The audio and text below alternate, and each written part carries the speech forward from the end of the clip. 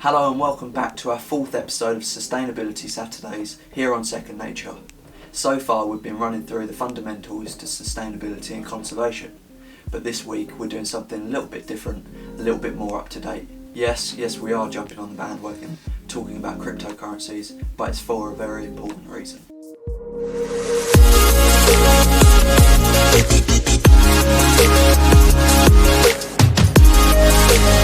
Cryptocurrencies are basically a digital currency exchanged through a system known as blockchain. But for those of you that don't know, there's been a kick-up of controversy lately about the exchange of these currencies.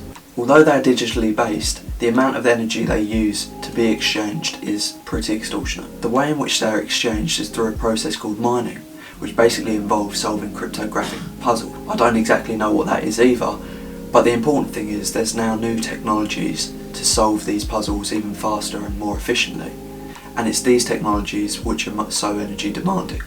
Because of the high energy consumption, cheap resources are more sought after, and this is where it gets a bit more concerning. In one report, almost 2/3 of Bitcoin, the largest cryptocurrency, was being mined in China, with a substantial amount being fueled by cheap coal power plants.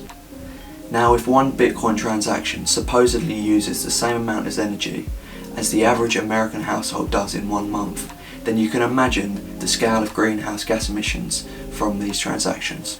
There's much debate over how much of Bitcoin is actually mined using renewable resources, but so far these resources are not engaging enough for miners to actually use.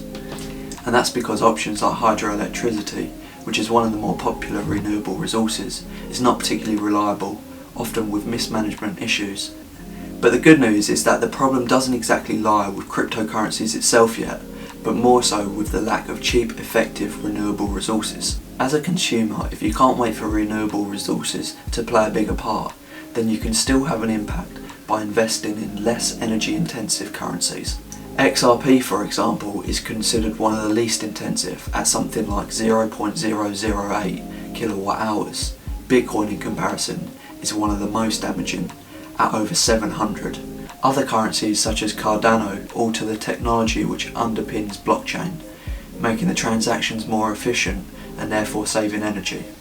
So it's worth doing your research into the currencies which you're looking at investing in and seeing which resources they use and whether you can be a little bit more sustainable. But that's it for today. We hope you enjoyed this short little video. Let us know what you think about us discussing these short little topics and which ones you'd like us to talk about in the future. Thanks for watching. Please like and subscribe, and hopefully we'll see you in the next one. Cheers.